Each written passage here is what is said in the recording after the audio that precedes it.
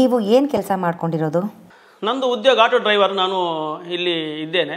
96ರಿಂದ auto driver ಆಗಿ ಬಾಡಿಗೆ ಮಾಡ್ತಿದ್ದೇನೆ. ಸೌಜನ್ಯ ನಾಪತ್ತೆ ಆದಂಥ ಸಂದರ್ಭದಲ್ಲಿ ನೀವೆಲ್ಲಿದ್ರಿ? ನಂದು ಇಲ್ಲಿ ಆಟೋ ಇದೆ, ಆಟೋದಲ್ಲಿ ಬಾಡಿಗೆ ಮಾಡ್ತಾ ಇದ್ದೇನೆ. ನಾನು ಆ ಟೈಮಲ್ಲಿ ನಾನು ಸಾಯಂಕಾಲ ಉಜಿರೆಗೆ ಹೋಗಿದ್ದೆ. ಅಲ್ಲಿ ಉಜಿರೆಯಲ್ಲಿ ಯಾವ ಯಕ್ಷಗಾನ ಇತ್ತು, ನಾನು ಅಲ್ಲಿ ಇದ್ದೆ. ಉದಯ್ ಜೈನ್ ಅವರೇ, ತಾವು ತಡವರಿಸಿ ಅಥವಾ ಉದ್ವೇಗಕ್ಕೆ ಒಳಗಾಗಿ ಮಾತಾಡ್ತೀರಾ? ಯಾಕೆ ಹೆದರ್ಕೊಂಡಿದ್ದೀರಾ? ನನಗೆ ಚಿಕ್ಕ ಇರುವಾಗಲೇ ಸ್ವಲ್ಪ ಇದಾಗುತ್ತೆ. ಸ್ವಲ್ಪ ಬಾಯಲ್ಲಿ ಸ್ವಲ್ಪ ಮಾತಾಡೋದು ಸ್ವಲ್ಪ ಕರೆಕ್ಟಾಗಿ ಆಗೋದಿಲ್ಲ, ಸ್ವಲ್ಪ ಕಟ್ತದೆ. ನೀವು 3 ಜನ ಕೋರ್ಟಿಂದ ಸ್ಟೇ ತಂದಿರೋದು ಯಾಕೆ? ನಿಮ್ಮ ಮೇಲೆ ತನಿಖೆ ಮಾಡಿಸ್ಬೇಡಿ ಅಂದರೆ ಇದು ಜನರಿಗೆ ನಿಮ್ಮ ಮೇಲೆ ಸಂಶಯ ಹೆಚ್ಚಾಗೋದಿಲ್ವಾ? ಅಂದರೆ ನಮ್ಮದು CIDನವರು ಬೆಳ್ತಂಗಡಿಗೆ ಬಂದು ಎಲ್ಲ ಕರೆಸಿ ಎಲ್ಲ ತನಿಖೆ ಮಾಡಿದ್ದಾರೆ IBಯಲ್ಲಿ. ಮತ್ತು ಬೆಂಗಳೂರಿಗೆ ಕಳಿಸಿದ್ದಾರೆ, ಬೆಂಗಳೂರಿಗೆ ಕರೆದಿದ್ದಾರೆ. ಆಮೇಲೆ CBIಗೆ ಹೋಯಿತು. CBI ಹೋದ ಮೇಲೆ ಅಲ್ಲಿ ಸಹ ನಮ್ಮನ್ನು ಬೆಂಗಳೂರಿಗೆ ಬರಲಿಕ್ಕೆ ಹೇಳಿ, ಮತ್ತು ಬೆಂಗಳೂರಿಂದ ಚೆನ್ನೈಗೆ ಎಲ್ಲ ಕಡೆ ಹೋಗಿ ನಾವು ಅದಕ್ಕೆ ನಾವೇ ಖುದ್ದಾಗಿ ಏನು ತನಿಖೆ ಉಂಟು, ನಿಮ್ಮದು ಏನು ತನಿಖೆ ಇದೆ ಅದನ್ನೆಲ್ಲ ಮಾಡಿ ಅಂತ ನಾವೇ ಅವ್ರ ಹತ್ರ ಮನವಿ ಮಾಡಿಕೊಂಡೇವೆ. ನಂತರ ಅವರು ನಮ್ಮನ್ನು ಇಲ್ಲಿಗೆ ಚೆನ್ನೈಗೆ ಹೋಗ್ಲಿಕ್ಕೆ ಹೇಳಿದರು. ಅಲ್ಲಿ ಅವರ ಹತ್ರ SP ಹತ್ರ ಮಾತಾಡಿ ಮತ್ತು ನಮ್ಮ ಕೈಯಿಂದ ಬರೆದು ಕೊಡಲಿಕ್ಕೆ ನಾವು ಕೊಟ್ಟದ್ದು, ನಮಗೆ ಇದು ಮಾಡಲಿ ಅಂತ ಬ್ರೈನ್ ಮ್ಯಾಪಿಂಗ್ ಮಾಡಿ ಅಂತ. ಅದು ಮತ್ತೆ ಎಲ್ಲ ಮಾಡಿ ಆಯಿತು. ನಾವು ಎಲ್ಲ ತನಿಖೆ ಮಾಡಿದ ಮೇಲೂ ಸಹ ನಮ್ಮನ್ನು ಸಾರೋಪಿ ಅಂತ ಹೇಗೆ ಮಾಡ್ತಾರೆ? ನಾವು ಅದಕ್ಕೆ ಹೈಕೋರ್ಟಿಗೆ ಹೋಗಿದ್ದು, ಮತ್ತು ನಮಗೆ ಬೇರೆ ದಾರಿ ಇಲ್ಲ. ನಮಗೆ ಅಂದರೆ ಏನು ಮಾಡಿದ್ದಾರೆ ಅಂದರೆ ಎಲ್ಲ ನಮ್ಮದು ಫೋನ್ ಟವರ್, ಅದಕ್ಕೆ ಫೋನದೆಲ್ಲ ಟ್ಯಾಪಿಂಗ್ ಮಾಡಿದ್ದಾರೆ. ಮತ್ತು ಅಲ್ಲಿ ಬೆಂಗಳೂರಲ್ಲಿ ಚೆನ್ನೈಯಿಂದ ಹೋಗಿ ಮಾತಾಡಿ ಮತ್ತು ಬೆಂಗಳೂರಿಗೆ CBI ಕೋರ್ಟಿಗೆ ಹೇಳಿ ಅಲ್ಲಿಂದ ನೋಟಿಸ್ ಎಲ್ಲ ಕೊಟ್ಟು ನಾವೊಮ್ಮೆ ಹೋಗಿದ್ದೇವೆ ಬೇಗ ಮಾಡಿ ಅಂತ. ಆ ಟೈಮಲ್ಲಿ ಮಾಡಲಿಲ್ಲ. ನಮಗೆ ಹೇಳಿದರು ಅದು ನಿಮಗೆ ಹಾಗೆ ಮಾಡಲಿಕ್ಕೆ ಬರೋದಿಲ್ಲ, ನಿಮ್ಮ ಇದರಲ್ಲಿ ತೊಂದರೆ ಉಂಟು ಆರೋಗ್ಯಕ್ಕೆ, ನಿಮ್ಮ ಕುಟುಂಬದ ಹತ್ರ ಅವ್ರ ಹತ್ರ ಮಾತಾಡಿ ಬನ್ನಿ ಅಂತ ಹೇಳಿದರು. ವಾಪಸ್ ನಾವು ಹೋಗಿದ್ದೆವು. ಆ ಟೈಮಲ್ಲಿ ನಮಗೆಲ್ಲ ಎಲ್ಲ ತಲೆಗೆಲ್ಲ ಟೊಪ್ಪಿ ಎಲ್ಲ ಹಾಕಿ ಎಲ್ಲ ಎಂಥ ಜೆಲ್ಲೆಲ್ಲ ಹಾಕಿ ಒಂದು ಕತ್ತಲೆ ಕೊನೆಯಲ್ಲೆಲ್ಲ ಕೂರಿಸಿ ನಮ್ಮನ್ನೆಲ್ಲ ತುಂಬ ಎಲ್ಲ ಪ್ರಶ್ನೆ ಎಲ್ಲ ಬರ್ತಾಯಿತ್ತು. ಮತ್ತು ಅದಕ್ಕೆ ಮುಂಚೆ ಇನ್ನೊಂದು ದೊಡ್ಡ ಚಾರಲ್ಲಿ ಕೂರಿಸಿ ಎಲ್ಲ ಇಷ್ಟು ವೈರೆಲ್ಲ ಹಾಕಿ ತುಂಬ ಜನ ಇದ್ದರು, ಎಲ್ಲ ಮಾಡಿದ್ದಾರೆ. ನಮ್ಮದು ಎಲ್ಲ ತನಿಖೆ ಆಗಿದೆ. ಆದರೂ ಸಹ ಪುನಃ ಸಾರೋಪಿ ಮಾಡೋದಕ್ಕೆ ನಮಗೆ ಬೇರೆ ದಾರಿ ಇಲ್ಲ. ನಾವು ಅದಕ್ಕೆ ಹೈಕೋರ್ಟ್ಗೆ ಹೋಗಿದ್ದು. ಈ ಆರೋಪ ಕೇಳಿದ ಮೇಲೆ ನಿಮ್ಮ ಮನೆಯವರ ಪ್ರತಿಕ್ರಿಯೆ ಏನು? ನಿಮ್ಮ ಸಪೋರ್ಟ್ಗೆ ಅವರು ಹೇಗೆ ನಿಂತಿದ್ರು? ನಮಗೆ ತುಂಬ ಸಮಸ್ಯೆ ಆಗಿದೆ. ಬೇರೆ ಯಾರಲ್ಲ, ನನ್ನ ಸ್ವಂತ ತಮ್ಮನೇ ನನಗೆ ಬೆಂಗಳೂರಿಗೆ ಹೋದಾಗ ನನಗೆ ಇಲ್ಲಿ ಗೊತ್ತಿಲ್ಲ, ಇಲ್ಲಿ CID ಆಫೀಸು CBS ಗೊತ್ತಿಲ್ಲ. ಆಗ ಅವನಿಗೆ ಹೇಳಿದೆ ನಾನು. ಅವನು ಫಸ್ಟಿಗೊಮ್ಮೆ CIDಗೊಮ್ಮೆ ಅಲ್ಲಿ ಬಿಟ್ಟ ಬೈಕಲ್ಲಿ. ಮತ್ತು ನೆಕ್ಸ್ಟ್ CBI ಹೋದ ಮೇಲೆ ಅವನು ಹೇಳಿದ, ಅವನು ಬೆಂಗಳೂರಲ್ಲಿ ದೀನ್ ಪೇಪರಲ್ಲಿ ವರ್ಕ್ ಮಾಡೋದು. ಅವನು ಹೇಳಿದ ನನ್ನ ಜಾಬಿಗೂ ನಿನಗೆ ಬಂದ ಆರೋಪಕ್ಕೂ ತುಂಬ ತೊಂದರೆ ಆಗುತ್ತೆ, ಆದ್ದರಿಂದ ನೀನು ನನ್ನ ಮನೆಗೆ ರೂಮಿಗೆ ಬರೋದು ಬೇಡ ಅಂತ ಹೇಳಿದೆ. ನನಗೆ ತುಂಬ ದುಃಖ ಬಂದಿದೆ. ಏನು ಮಾಡಲಿಕ್ಕೂ ಸಾಧ್ಯ ಉಪಾಯ ಇಲ್ಲ ನನಗೆ. ನಾನು ಈಗ ಅವನಿಗೆ ಹೇಗೆ ಹೇಳಿದರೂ ಅವನು ನಂಬುವ ಪರಿಸ್ಥಿತಿ ಇಲ್ಲ. ಮತ್ತು ನನ್ನ ಸಂಬಂಧಿಕರ ಮನೆಯಲ್ಲಾಗಲಿ ಸಂಬಂಧಿಕರಿಗೆ ಅಂತ ಹೋಗಲಿಕ್ಕೆ ಮದುವೆಗೆ ತುಂಬ ನಮಗೆ ಇದಾಗ್ತಿತ್ತು, ಹಿಂಸೆ ಆಗ್ತಿತ್ತು. ನಾನು ಮತ್ತೆ ಹೆಚ್ಚು ಕಡೆ ಹೋಗಲಿಲ್ಲ. 12 ವರ್ಷ ಈ ಆರೋಪವನ್ನು ಹೊತ್ಕೊಂಡಿರೋ ನೀವು ಸಮಾಜದ ಮುಂದೆ ಹೇಗೆ ಬದುಕ್ತಾ ಇದ್ದೀರಾ? ಜನರಿಗೆ ಹೇಗೆ ಉತ್ತರ ಕೊಡ್ತಾ ಇದ್ದೀರಾ? ನನ್ನ ಮೊದಲ ಹೆಸರು ಹೇಳಿದಾಗ ತುಂಬ ಸಮಸ್ಯೆ ಆಯಿತು, ನನಗೆ ಸಹ ಶಾಕ್ ಆಯಿತು. ಮತ್ತು ಕ್ರಮೇಣ ಎಲ್ಲ ನಮ್ಮದೆಲ್ಲ ತನಿಖೆ CID ಅವರು ಆಗಲಿ CBI ಆಗಲಿ ಎಲ್ಲ ತನಿಖೆ ಎಲ್ಲ ನಾವು ಎಲ್ಲ ಹೋಗಿ ಮಾಡಿದ ಮೇಲೆ CBI ಕೋರ್ಟಲ್ಲಿ ನಮ್ಮದು ಪಾತ್ರ ಇಲ್ಲ ಅಂತ ನಮಗೆ ಹೇಳಿದ್ದಾರೆ. ನಮ್ಮ ಹೆಸರು ಇದಕ್ಕೆ ಸಂಬಂಧ ಇಲ್ಲ ಅಂತ. ಹಾಗೆ ಮತ್ತೆ ಸ್ವಲ್ಪ ಎಲ್ಲ ಕಡಿಮೆ ಆಯಿತು ಎಲ್ಲ ಸಮಾಜದಿಂದ. ಮತ್ತು ಇತ್ತೀಚೆಗೆ ಸ್ವಲ್ಪ ಸಮಯದಿಂದ ಎಲ್ಲ ಬೇರೆ ಮಾಧ್ಯಮದಲ್ಲಿ ಸ್ವಲ್ಪ ವಿಷಯ ಬಂದ ಮೇಲೆ ಎಲ್ರಿಗೂ ಎಲ್ಲರೂ ಗೊತ್ತಾಗಿದೆ. ಆಮೇಲೆ ಮಾತಾಡುವ ರೀತಿಯೇ ಬೇರೆ, ಮುಂಚೆ ನೋಡೋ ನಮ್ಮ ರೀತಿ ಬೇರೆ ಇತ್ತು. ನಮ್ಮದು ಎಲ್ಲ ವೈಜ್ಞಾನಿಕ ತನಿಖೆ ಎಲ್ಲ ಮುಗಿದ ಮೇಲೆ ನಮ್ಮನ್ನು ಹೈಕೋರ್ಟಿಂದ ಸಹ ನಮಗೆ ನಮ್ಮದು ಮತ್ತು ಸೌಜನ್ಯ ಕೇಸಿಗೂ ಯಾವ ಸಂಬಂಧ ಇಲ್ಲ ಅಂತ ಆದೇಶ ಬಂದ ಮೇಲೂ CBI ವಕೀಲರಾದ ಶಿವಾನಂದ ಪೆರ್ಲ ಅವರು ವಾಪಸ್ CBI ಕೋರ್ಟಲ್ಲಿ ನಮ್ಮನ್ನು ಸಾರೋಪಿ ಅಂತ ಅರ್ಜಿ ಹಾಕಿದರು.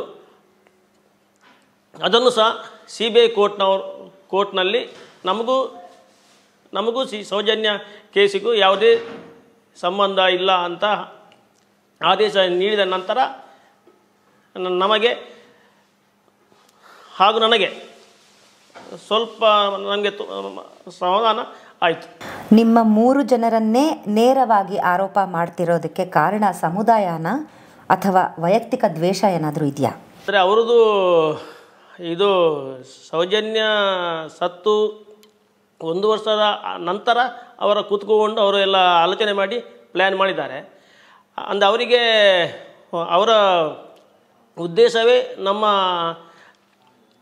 ಶ್ರೀ ಕ್ಷೇತ್ರ ಧರ್ಮಸ್ಥಳದ ವಿರುದ್ಧ ಅವರು ಒಂದು ಷಡ್ಯಂತರ ಮಾಡಿದ್ದು. ಅವರು ಅದರಲ್ಲಿ 3 ಜನ ಅಂತಲ್ಲ, ಅವರು ಒಂದೊಂದು ಕಡೆಯಲ್ಲಿ 5 ಜನ 6 ಜನ 7 ಜನ ಹೇಳ್ತಾರೆ. ಅವರು ನಮ್ಮ ಇಲ್ಲಿ ಇಂಡಿಯಾದಲ್ಲಿ ಇಲ್ಲದವರನ್ನೇ ಹೆಸರು ಹಾಕಿ ಸೇರಿಸಿದ್ದಾರೆ. ಅವ್ರದ್ದು ಸುಳ್ಳೆ ಅಲ್ಲೇ ಗೊತ್ತಾಗುತ್ತೆ ಎಲ್ರಿಗೂ ಗೊತ್ತುಂಟು ಸಮಾಜಕ್ಕೆ. ಆದ ಕಾರಣ ಮತ್ತು ಇಲ್ಲಿ ನಮ್ಮದು ಜಾತಿ ಅಂತ ಬರೋದಿಲ್ಲ. ನಾವು ಇಲ್ಲಿ ಸರ್ವಧರ್ಮ ಸಮ್ಮೇಳನ ಎಲ್ಲ ಮಾಡುವ ಜಾಗ ಇದು. ಆದ ಕಾರಣ ಇಲ್ಲಿ ಜಾತಿ ಭೇದ ಯಾವುದು ಬರುವ ಚಾನ್ಸೇ ಇಲ್ಲ. ನಿಶ್ಚಲ್ ಧರ್ಮಸ್ಥಳ ಹಾಗೂ ನಿಮ್ಮ ಮಧ್ಯೆ ಏನಾದರೂ ಫ್ರೆಂಡ್ಶಿಪ್ ಇದೆಯಾ? ಅವರು ಊರಿನ ದೊಡ್ಡ ಗಣ್ಯ ವ್ಯಕ್ತಿ, ನಾವು ಈ ಊರಿನ ಸಣ್ಣ ಜನಗಳು ನಾವು ಉದಾಹರಣೆ ಹೇಳಿದರೆ ಅವರು ಊರಿನ ರಾಜರು, ನಾವು ಊರಿನ ಸೈನಿಕರು ಇದ್ದ ಹಾಗೆ. ಹಾಗಾಗಿ ನಮಗೆ ಅವ್ರದ್ದು ಪರಿಚಯ ಉಂಟು, ಸಂಬಂಧ ಇರಲು ಸಾಧ್ಯ ಇಲ್ಲ. ನಾನು ಇಲ್ಲಿ ಒಬ್ಬ ಸಾಮಾನ್ಯ ಆಟೋ ಡ್ರೈವರ್. ನನಗೆ ಇವತ್ತಿನ ಖರ್ಚಿಗೆ ನಾನು ಇವತ್ತು ದುಡಿದ್ರೆ ಮಾತ್ರ ನನಗೆ ಜೀವನ ಹೋಗ್ತದೆ. ಮತ್ತು ಅವರಿಗೂ ನನಗೂ ಏನು ಸಾಮ್ಯತೆ ಆಗಲಿ ಸಾಮ್ಯತೆ ಸಂಬಂಧ ಫ್ರೆಂಡ್ಶಿಪ್ ಎಲ್ಲ ಯಾವುದು ಬರಲಿಕ್ಕೂ ಸಾಧ್ಯ ಇಲ್ಲ. ನಿಮ್ಮನ್ನು ಪೊಲೀಸರು ತನಿಖೆನೇ ಮಾಡಲಿಲ್ಲ ಅಂತ ಒಂದು ಅಪವಾದದ ಮಾತು ಕೇಳಿಬರ್ತಾ ಇದೆ. ಯಾವ ರೀತಿ ತನಿಖೆಗೆ ಒಳಪಟ್ರಿ ಅಂತ ಒಂಚೂರು ವಿವರಿಸ್ತೀರಾ? ನಮ್ಮದು ಎಲ್ಲ ತನಿಖೆ ಆಗಿದೆ. CIDನವರು CBI ಅವರು ಎಲ್ಲ ತನಿಖೆ ಮಾಡಿದ್ದಾರೆ. ನಮಗೆ CIDನವರು ನಮ್ಮದೆಲ್ಲ ಫೋನ್ ಟ್ಯಾಪಿಂಗ್ ಎಲ್ಲ ಇಲ್ಲಿ ಬೆಳ್ತಂಗಡಿ IBಯಲ್ಲಿ ಒಂದು 3-4 ಸಾರಿ ಕಟ್ಟಿದ್ದಾರೆ. ಮತ್ತು ಬೆಂಗಳೂರಿಗೆ ಕಟ್ಟಿದ್ದಾರೆ 3-4 ಸಾರಿ. ಅಲ್ಲಿ ಎಲ್ಲ ನಮ್ಮದೆಲ್ಲ ಕೂತ್ಕೊಂಡು ಅಲ್ಲಿ ವಿಚಾರಣೆ ಮಾಡಿ ಎಲ್ಲ ಹಿಂದಿಂದೆಲ್ಲ ಮೊಬೈಲ್ದು ನಮ್ಮದು ಎಲ್ಲ ಬರ್ತಾಯಿತ್ತು. ಮತ್ತೊಂದು ಬದಿಯಲ್ಲಿ ಕ್ಯಾಮ್ರಲ್ಲಿ ಎಲ್ಲ ವೀಡಿಯೋ ಮಾಡ್ತಿದ್ರು. ಎಲ್ಲ ತನಿಖೆ ಆಗಿದೆ ವಾಪಸ್. ಮತ್ತು ಇವರು ಸಹ ಹಾಗೆ CBI ಸಹ ತುಂಬ ತನಿಖೆ ಮಾಡಿದ್ದಾರೆ. ಎಲ್ಲ ಚೆನ್ನೈಗೆ ಅಲ್ಲಿ ತುಂಬ ಕಡೆ ಹೋಗಿದ್ದೇವೆ. ಮತ್ತು ಇದೆಲ್ಲ ಮಾಡಿದ್ದಾರೆ. ತುಂಬ ತನಿಖೆ ಎಲ್ಲ ಆಗಿದೆ. ಧರ್ಮಸ್ಥಳದ ಧರ್ಮಾಧಿಕಾರಿಗಳು ನಿಮ್ಮ ಸಪೋರ್ಟಿಗೆ ನಿಂತಿದ್ದಾರೆ ಎನ್ನುವ ಮಾತು ಕೂಡ ಕೇಳಿಬರ್ತಾ ಇದೆ. ಇದಕ್ಕೇನು ಹೇಳ್ತೀರಾ? ಇಲ್ಲಪ್ಪ, ನಾವು ನಮ್ಮ ಮೇಲೆ ಆರೋಪ ಬಂದ ಮೇಲೆ ನಾವು ಫಸ್ಟ್ ಟೈಮ್ ನಾವು ಅಲ್ಲಿ ಹೇಗೆ ಹೋಗಿ ನಮ್ಮ ಮುಖವನ್ನು ಹೇಗೆ ತೋರಿಸೋದು, ನಮಗೆ ಒಂಥರ ಚಿಂತೆ ಆಗಿದೆ. ನಮ್ಮ ಮೇಲೆ ಸುಳ್ಳು ಆರೋಪ ಇವರೆಲ್ಲ ಮಾಡಿ ಆಗಿದೆ. ಕೆಲವು ಕಡೆ ಈ ಊರಿನವರು ನಮಗೆ ತುಂಬ ಊರಿನವರು ನಂಬಿಲ್ಲ ಅವರ ಆರೋಪವನ್ನು. ಊರಿನವರು ನಮಗೆ ತುಂಬ ಸಪೋರ್ಟ್ ಮಾಡಿದ್ದಾರೆ. ಬೇರೆ ಅವ್ರಿಗೆ ಗೊತ್ತಿಲ್ಲ ವಿಷಯ, ಗೊತ್ತಿಲ್ಲದೆ ಅವರು ಸ್ವಲ್ಪ ಹೌದಾ ಅಂತ ಹಾಗೆ ಎಲ್ಲ ಇದ್ದರು ಅಷ್ಟೇ. ಹಾಗಾಗಿ ನಾವು ಅವ್ರ ಹತ್ರ ಮಾತಾಡಲಿಕ್ಕೆ ಹೋಗಿಲ್ಲ. ಒಂದು ವೇಳೆ ನೀವು ಸೌಜನ್ಯಾಳ ಅಣ್ಣನೋ ತಮ್ಮನೋ ಸ್ಥಾನದಲ್ಲಿ ನಿಂತಿದ್ರೆ ಅವಳಿಗೆ ಹೇಗೆ ನ್ಯಾಯ ತಂದುಕೊಡ್ತಿದ್ರಿ? ಆಗ ನಿಮ್ಮ ಪ್ರತಿಕ್ರಿಯೆ ಹೇಗಿರ್ತಿತ್ತು? ನಾನು ತಮ್ಮ ಅಣ್ಣ ಆಗಿದ್ದರೆ ನಾನು ಹೋಗಿ ಮೊದಲು ಪೊಲೀಸ್ ಕಂಪ್ಲೇಂಟ್ ಕೊಡೋದು. ಪೊಲೀಸ್ ಕಂಪ್ಲೇಂಟ್ ಕೊಟ್ಟ ಮೇಲೆ ಪೊಲೀಸ್ನವರು ಏನೊಂದು ತನಿಖೆ ಮಾಡ್ತಾರೆ ಅದನ್ನು ನಂಬಬೇಕು. ನಾವು ಇನ್ನೊಬ್ಬರ ಮೇಲೆ ಅಪವಾದ ಹಾಕೋದಾದರೆ ನಾವು ಇದು ಕೊಡೋದು ಯಾಕೆ, ಕಂಪ್ಲೇಂಟ್ ಕೊಡೋದು ಯಾಕೆ? ಹಾಗಾಗಿ ಪೊಲೀಸ್ನವರು ಏನು ತನಿಖೆ ಮಾಡ್ತಾರೆ, CID ಅವರು CBI ಅವರು, ನಾನು ಅದನ್ನೇ ನಂಬಬೇಕು. ನಾಳೆ ನನ್ನ ಮಗಳಿಗೂ ಈ ಥರ ಆದರೂ ಸಹ ನಾನು ಹಾಗೇನೆ ಮಾಡೋದು. ಬೇರೆಯಾಗಿ ಇವರ ಹಾಗೆ ಹೋಗಿ ಅಲ್ಲಿ ಯಾರದು ಹೆಸರು ಹೇಳುವುದು, ಯಾರದು ಹೆಸರು ಅಪವಾದ, ಅವ್ರ ಹತ್ರ ಒಂದು ತುಂಡು ಪೇಪರ್ ಇಲ್ಲ, ಸಾಕ್ಷಿ ಇಲ್ಲ, ಯಾರನ್ನು ಜನರನ್ನು ಎಲ್ಲ ಕರೆದು ಸಭೆ ಮಾಡೋದು, ಅಲ್ಲಿ ಎಲ್ಲ ಡಬ್ಬಿ ಎಲ್ಲ ಇಟ್ಟು ಎಲ್ಲ ದುಡ್ಡು ಮಾಡೋದು. ಮತ್ತು ಫೋನಲ್ಲೆಲ್ಲ ಫೇಸ್ಬುಕ್ಕಲ್ಲೆಲ್ಲ ನಂಬರ್ ಹಾಕಿ ಬ್ಯಾಂಕ್ ಅಕೌಂಟ್ ನಂಬರ್ ಹಾಕಿ ಅದಕ್ಕೆ ದುಡ್ಡು ಮಾಡೋದು. ನನಗೆ ಅವರು ದೊಡ್ಡವ್ರ ಹತ್ರ ಇದು ಮಾಡಲಿಕ್ಕೆ ದುಡ್ಡಿಲ್ಲ, ಆ ಥರ ಎಲ್ಲ ಬೇರೆ ಬೇರೆ ರೀತಿಯಲ್ಲಿ ಎಲ್ಲ ತುಂಬ ದುಡ್ಡು ಮಾಡಿದ್ದಾರೆ. ಹಾಗಾಗಿ ನಾನು ಏನಂದರೆ ಕಾನೂನನ್ನು ನಂಬುದು ಅಷ್ಟೇ.